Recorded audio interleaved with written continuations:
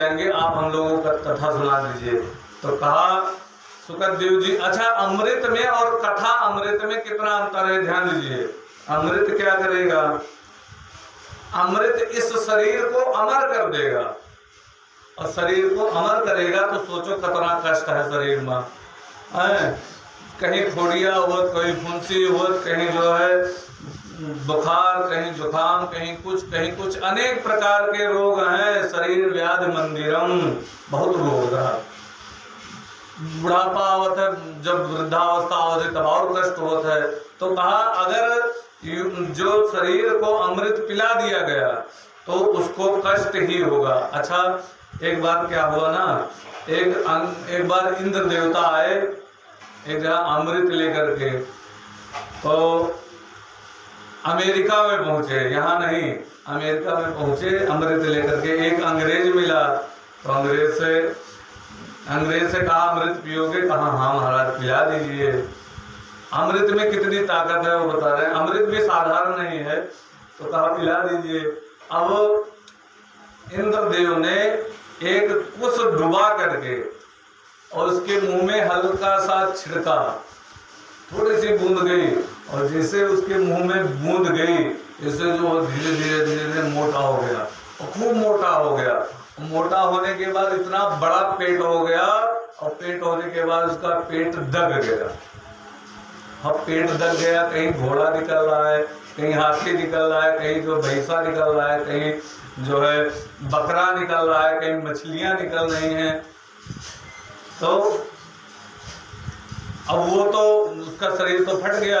ये जानते हो क्यों निकल रहा था ये सब? क्योंकि अंग्रेज लोग कुछ बख्शते नहीं, सब खा जाते हैं।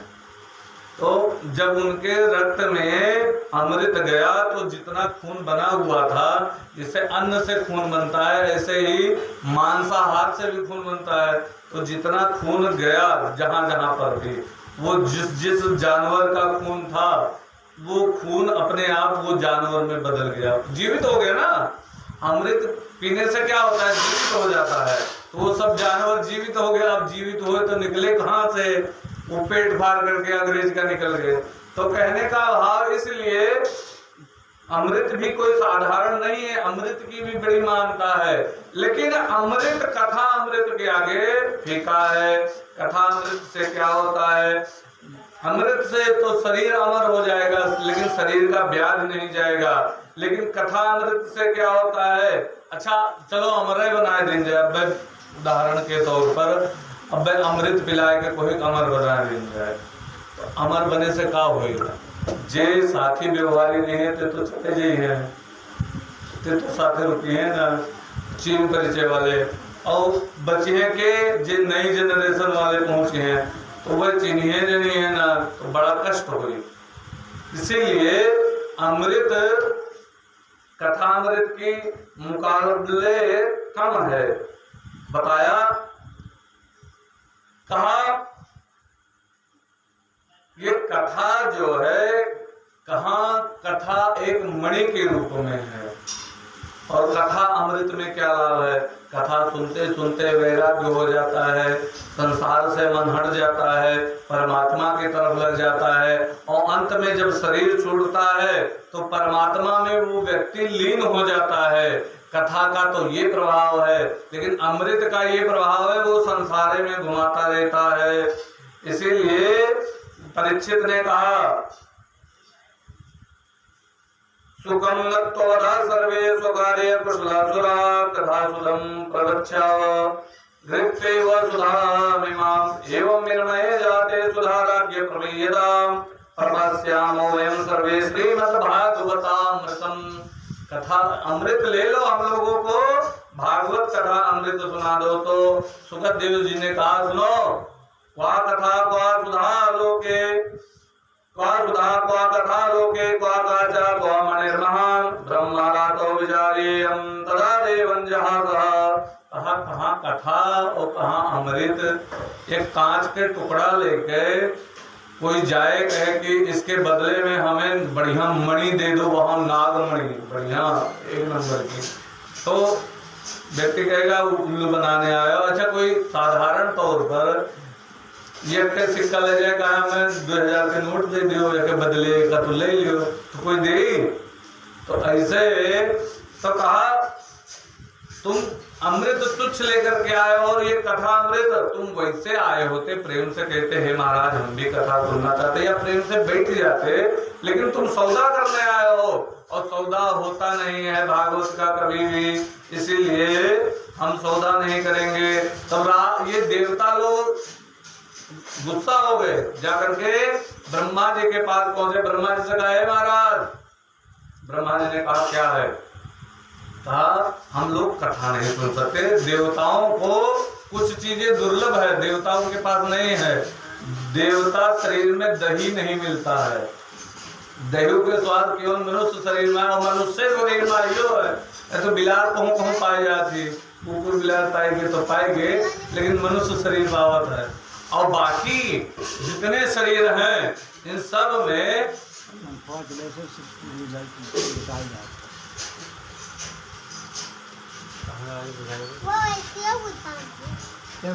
जो है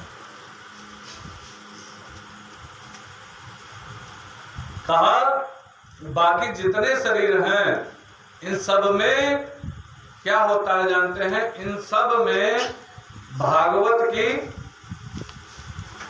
इस समय दही नहीं मिलता है, केवल मनुष्य शरीर में है दही मिलता है, नहीं तो कुकुर बिलार का मिल जाता थोड़ा बहुत। ऐसे ही देवताओं को कथा दुर्लभ है, केवल मनुष्यों को कथा मिलती है, और मनुष्य योनि में ही कथा सुन सकता है, कथा कह सकता है व्यक्ति, और भगवान के बारे में जान सकता है, और किसी अन्य शरीर में ये नहीं है। इसीलिए गोस्वामी बाबा ने लिखा है, बड़े भाग्य मानुष तन पावा, सुर दुर्लभ सुत सद ग्रंथ गावा।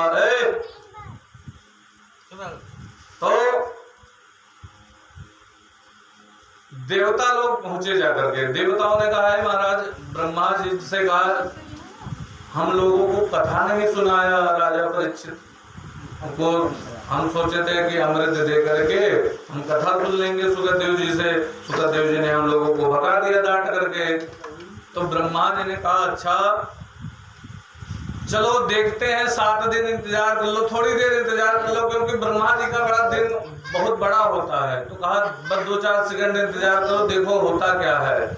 तो जब कथा सुना राजा परीक्षित ने, राजा परीक्षित को मोक्ष हुआ, राज्यो मोक्षम तथा विचय पुरादातार विस्मिता, जिसे जो है ब्रह्मा जी आश्चर्यचकित हो गए कि करें तो करें क्या, क्या किया जाए। तो कहा सत्यलोके, तब तुरंत वहां पर जो है उन्होंने तराजू बांधा, सत्यलोके तुलाम बद्ध्वा, तराजू बांध करके एक पल्ले पर श्रीमद् भागवत महापुराण रखी और एक पल्ले पर अन्य समस्त ग्रंथ रखते चले गए।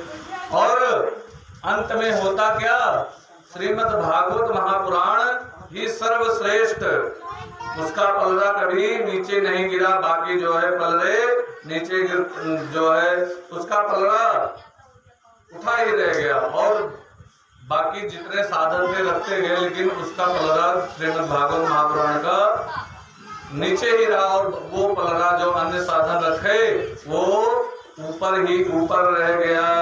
बोलिए वृंदावन बिहारी लाल की।